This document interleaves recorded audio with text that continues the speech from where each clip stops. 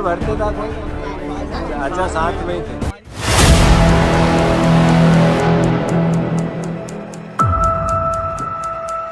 नमस्कार दोस्तों, स्वागत है आपका द रियल स्टोरी में।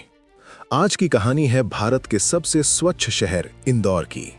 वो शहर जो हर साल स्वच्छता सर्वेक्षण में नंबर 1 रहता है, जहां सड़कें चमकती हैं, पार्क हरे भरे हैं। लेकिन उस सबसे स्वच्छ शहर के नकाब के पीछे घिनौना सच छिपा है जो सबको पता है। ये है वाहवाही और भ्रष्टाचार का सच। दरअसल इंदौर में भ्रष्टाचार अब शिष्टाचार बन गया है। यहां नेता चंदे से लेकर प्रोटेक्शन मनी तक लेते हैं।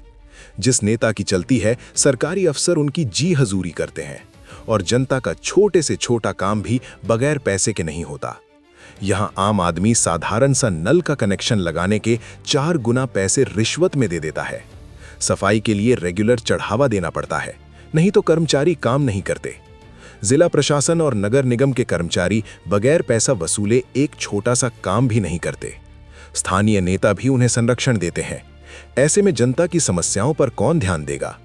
पिछले कुछ सालों में नगर निगम में जिस तरह के घोटाले सामने आए हैं, वो इस बात की पुष्टि करते हैं। इंदौर में सफाई और स्वच्छता जनता की पहल और दृढ़ निश्चय से ही आई है, जबकि तमघे अफसर और नेता बटोर रहे हैं। अब बात करते हैं इंदौर में हुई मौतों की। 2025 के आखिर में यहीं के भगीरथपुरा इलाके में नर्मदा पाइपलाइन से आने वाला पानी मौत का जहर बन गया। दूषित पानी पीने से अब तक 10 से ज्यादा लोग काल के गाल में समा चुके हैं। सैकड़ों अस्पतालों में जूझ रहे हैं। एक नवजात बच्ची जिसका जन्म 10 साल की तपस्या के बाद हुआ था, वो भी जहरीले पानी की चपेट में आ गई। परिवार ने सरकार की मुआवजे की पेशकश ठुकरा दी। ये सिर्फ आंकड़े नहीं, ये इंसानी जिंदगियां हैं। आइए खोलते हैं इस सच्चाई की परतें।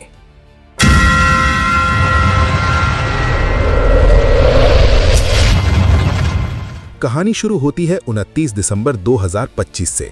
भगीरथपुरा इलाके में लोग उल्टी दस्त की शिकायत करने लगे। शुरुआत में 3 मौतें बताई गईं, लेकिन जल्द ही आंकड़ा 10 तक पहुंच गया। रिपोर्ट्स के मुताबिक 200 से ज्यादा लोग अस्पताल पहुंचे। कुछ रिपोर्ट्स में 1000 से ज्यादा प्रभावित बताए जा रहे हैं। वजह, नर्मदा जलापूर्ति पाइपलाइन में रिसाव।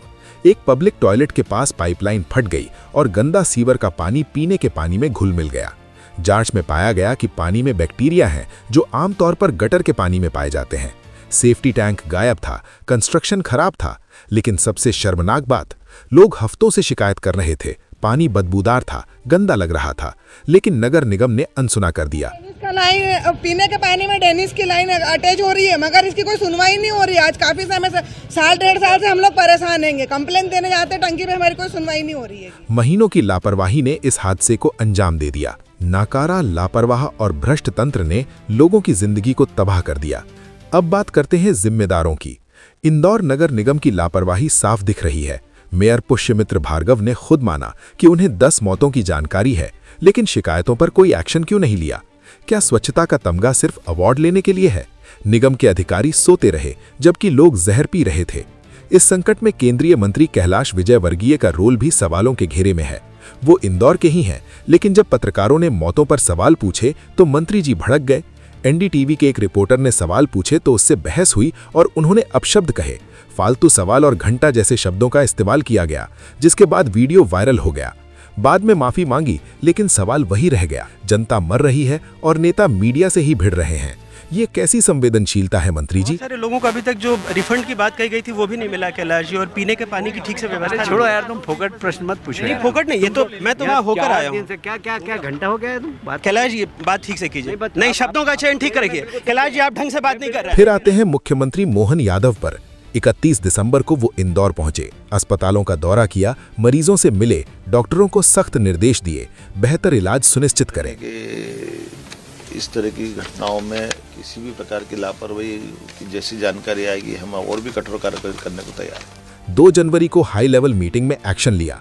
एडिशनल कमिश्नर को हटा दिया गया, शो कॉज नोटिस जारी हुए, एक सब इंजीनियर को नौकरी से बर्खास्त कर दिया, 2 अन्य अधिकारियों को सस्पेंड। हादसे की गंभीरता और देश भर में चर्चा को देखते हुए मुख्यमंत्री ने इंदौर नगर निगम कमिश्नर और 3 वरिष्ठ अधिकारियों का तुरंत तबादला भी कर दिया। 3 सदस्यीय जांच कमेटी बना दी गई। कोर्ट ने भी पीआईएल पर सुनवाई की, साफ पानी तुरंत सप्लाई करने का आदेश दिया और अस्पतालों में बेस्ट ट्रीटमेंट का। मुआवजा 2 लाख रुपए का ऐलान, लेकिन क्या ये काफी है?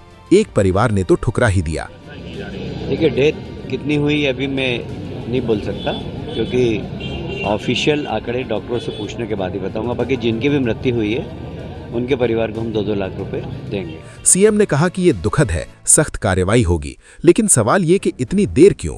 इस हादसे ने राजनीति को भी गरमा दिया। बीजेपी की ही वरिष्ठ नेता पूर्व सीएम उमा भारती ने सरकार को आड़े हाथों लिया।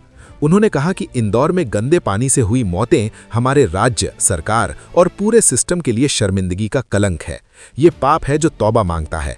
इंसान की जिंदगी की कीमत 2 लाख रुपए नहीं हो सकती। उमा जी की ये बातें बीजेपी के अंदर ही सवाल खड़ी कर रही हैं। दूसरी तरफ कांग्रेस नेता राहुल गांधी ने बीजेपी सरकार पर हमला बोला। उन्होंने सोशल मीडिया पर लिखा, इंदौर में पानी नहीं, जहर बांटा जा रहा था। प्रशासन कुंभकर्ण की तरह सोया रहा। मध्य प्रदेश गलत शासन का एपिसेंटर बन गया है। कफ सिरप से मौतें हो चुकी, अब गटर का पानी। जब गरीब मरते हैं तो पीएम मोदी चुप रहते हैं। राहुल जी ने इसे सिस्टमिक फेलियर बताया और मंत्री के इस्तीफे की मांग की। इंदौर नगर निगम के खिलाफ भ्रष्टाचार की कई शिकायतें आज भी लंबित हैं। यहां बिना पैसे कोई काम नहीं होता। फिर इतनी बड़ी पाइपलाइन जल्दी कैसे बदलते? ऐसे में सिस्टम की पूरी सफाई होना जरूरी है। ताज़ा जानकारी के मुताबिक अब तक मौतों का आंकड़ा 10 से 13 के बीच बताया जा रहा है। 210 से ज्यादा लोग अभी भी अस्पतालों में हैं। कलेक्टर शिवम वर्मा ने कहा कि डोर टू डोर सर्वे चल रहा है। उबला पानी पिएं, लक्षण दिखें तो तुरंत संपर्क करें। राज्य स्तर पर सुधार के कदम उठाए जा रहे हैं, लेकिन भगीरथपुरा में अभी भी टैंकरों से पानी पहुंच रहा है। हाईकोर्ट ने साफ कहा, इंदौर की खूबसूरती बरकरार रखें, साफ पानी दें। जांच कमेटी रिपोर्ट का इंतजार है, लेकिन सवाल ये कि क्या ये मौतें व्यर्थ जाएंगी? दोस्तों, ये कहानी बताती है कि अवार्ड्स के पीछे छिपी लापरवाही कितनी घातक हो सकती है। जिम्मेदारों को सजा मिलनी चाहिए ताकि ऐसी त्रासदी दोबारा ना हो। अगर आप इस बात से सहमत हैं तो लाइक, शेयर और सब्सक्राइब जरूर करें। कमेंट में बताएं कि क्या आपको लगता है कि सरकार ने काफी एक्शन लिया। अगली स्टोरी में मिलते हैं, तब तक सतर्क रहें, सच्चाई फैलाएं। जय हिंद।